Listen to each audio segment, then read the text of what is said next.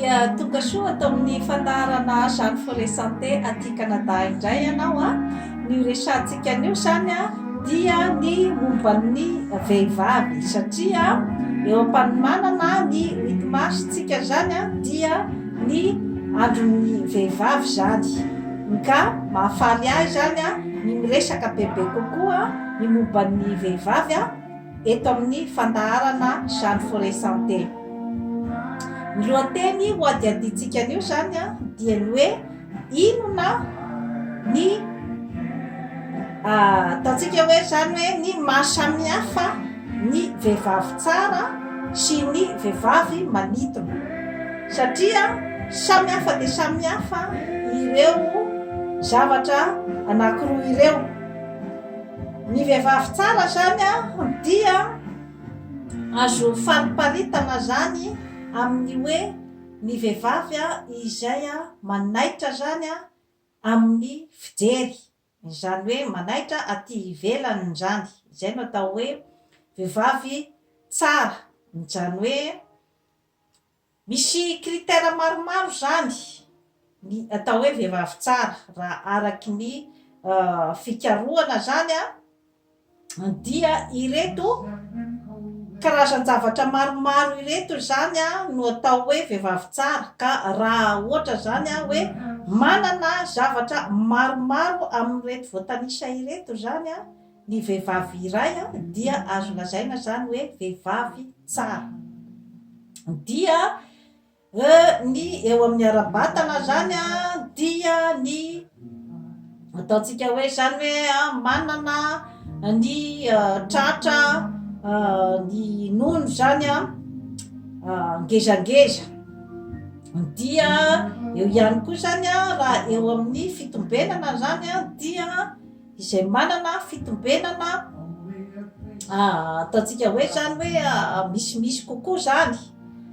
Dia ao anatin'izay rehetrarehetra izay a dia ny valahana zany a kelikely kokoa zany, zany hoe manoloana an'izay hoe angezan'ny tratra sy ny fitombenana zay zany a. Dia eo amin'ny taille zany a dia somary manifinify, zany hoe rehefa atao zany ny description dia ny vehivavy a izay ohatrin'ny gitara zany a, izay zany a ny eo amin'ny resaka arabika zany.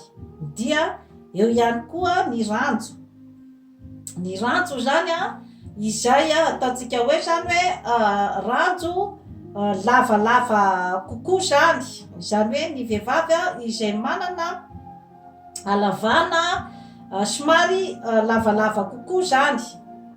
Dia eo ihany koa ny tarehy, ny tarehy, ny fijery, ny molotra, zany zavatra rehetrarehetra izany zany a dia ao anatin'ny hatsarana daholo. Ary ny volo, ny volo ao ihany koa zany a ny tanana sy ny pitsopitsony madinidinika zany, ny ratsan-tanana, ny ratsan-tongotra, zay rehetrarehetra zay zany a no mitambatra.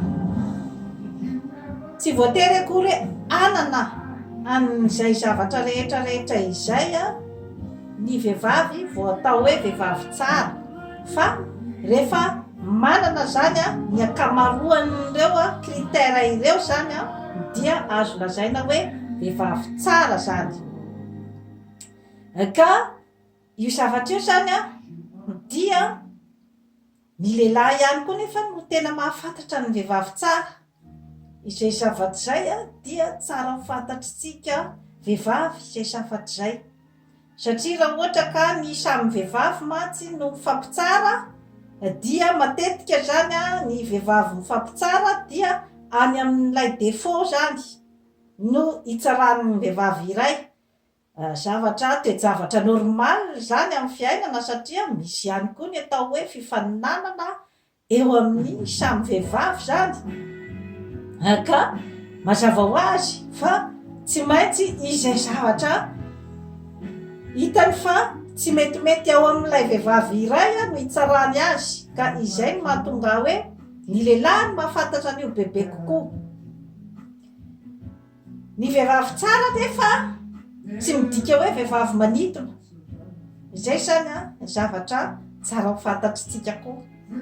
Satria misy vehivavy tsy dia manana an'izay critère rehetra notononiko teo zay, kanefa dia manintona tokoa ny lehilahy. Ka io ndray zany no adiaditsika hoe ahoana indray zany zavatra zany. Ny vehivavy manintona dia ny vehivavy izay mahay mahafantatra zany ny akanjo izay manendrika azy. Izay zany aloha dia tena zavatra tsy azo lavin'izay zavatra zay, satria mety misy vehivavy tsara kanefa tsy manintona firy, satria tsy hainy zany hoe akanjo ohatrin'ny inona zany no akanjo tokony anaovany mba ampanana valeur bebe kokoa zany, ampisongadina ny valeur ao aminy. Ka izay resaka izay zany dia misy koa zany ny vehivavy efa manana talenta zany amin'ny zavatra ohatran'izay, ary dia ao anatin'ny ataontsika hoe taranja ianaran'ny olona koa zany ny atao hoe styliste. Ka rehefa ianao zany tsy dia tena mana-talenta amin'ny zavatra ohatran'izay zany dia tsaratsara kokoa anao zany ny manatona ny manam-pahaizana momba n'izany zavatra zany, manontany azy ny hoe akanjo ohatrohatry ny ahoana no tena manendrika, ary na ny coiffure ohatry ny ahoana no tsaratsara kokoa manome valeur ny tarehiko. Ka zavatra ohatran'izay zany dia tsara ho fantatritsika vehivavy zany, satria betsaka ilay ataontsika zany hoe jugement mandeha mbola ao anatin'ny vehivavy manintona ihany koa, dia ny vehivavy mandinika, na atao amin'ny tenintsika, atao amin'ny teny frantsay hoe vehivavy intelligente, satria manintona ihany koa izay toetoetra zay. Ny toe-panahy koa dia ao anatin'ny vehivavy manintona ihany, ny fomba fiteny, ny fomba fitsiky, ny fomba fijery, zany zavatra rehetra reny dia ao anatin'ny ataontsika hoe zany hoe charisme na ny charme zany. Ka misy zavatra maro dia maro zany ny critère ao anatin'ny atao hoe vehivavy manintona. Ka matetika misy ny fitenenana hoe de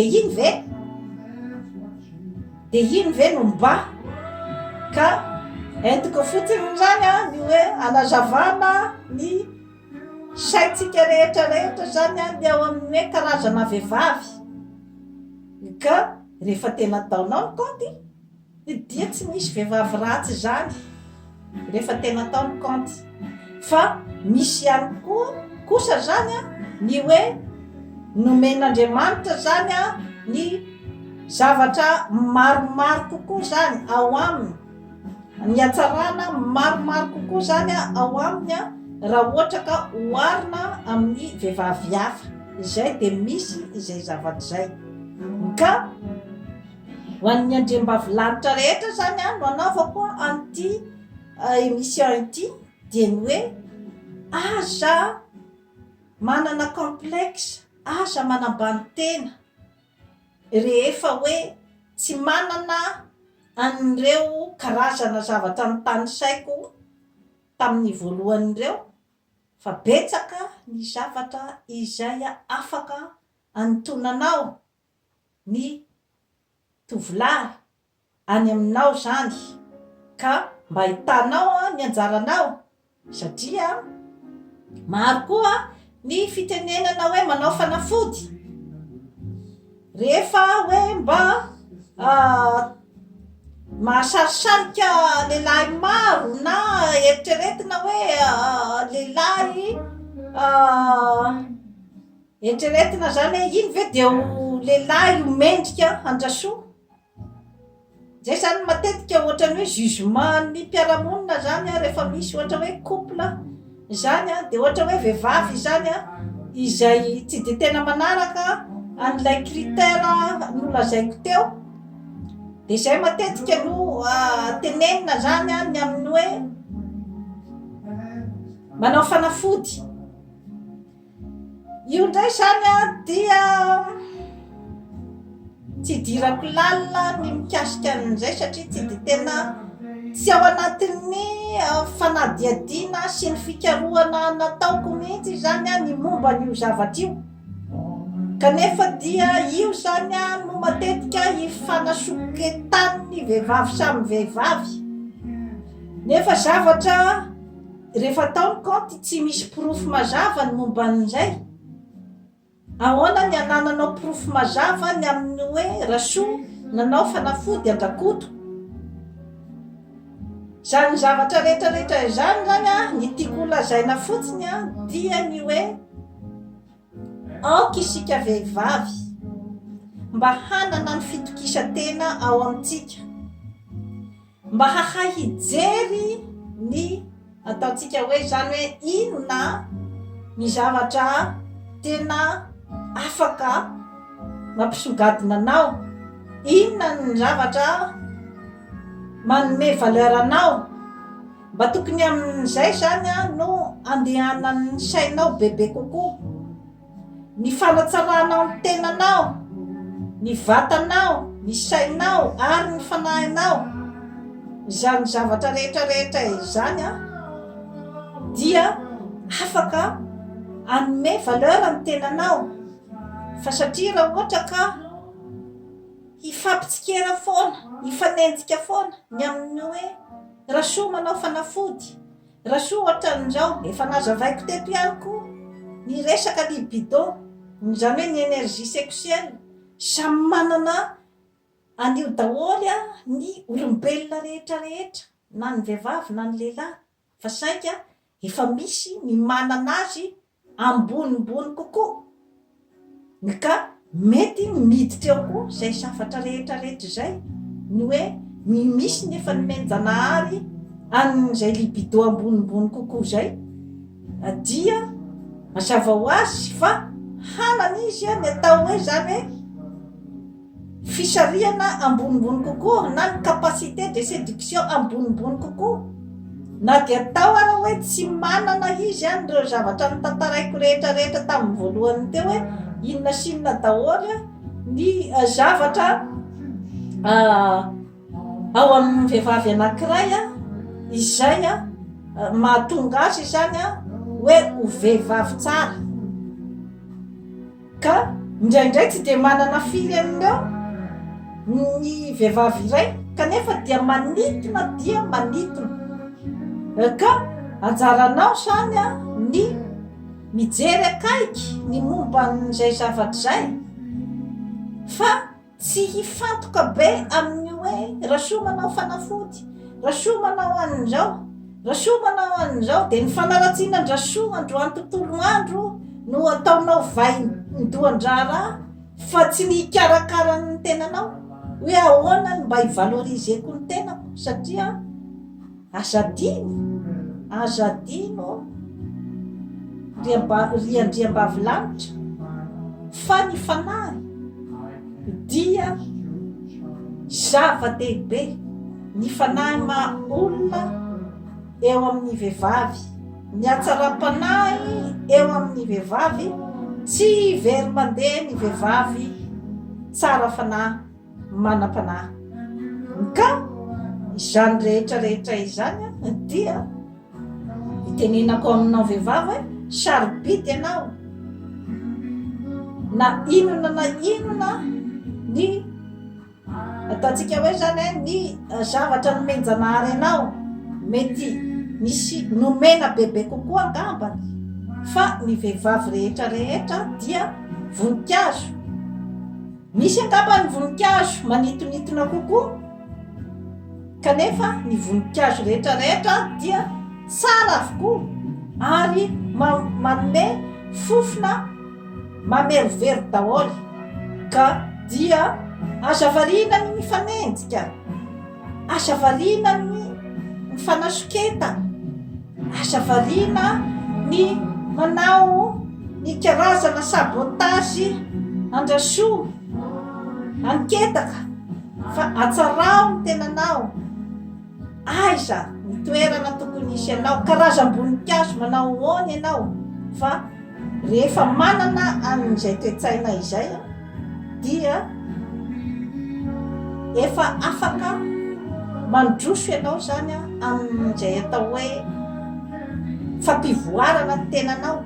Ary rehefa misy ny vehivavy izay mivoatra ao amin'ny firenena iray dia izay no antoky ny fampandrosoana.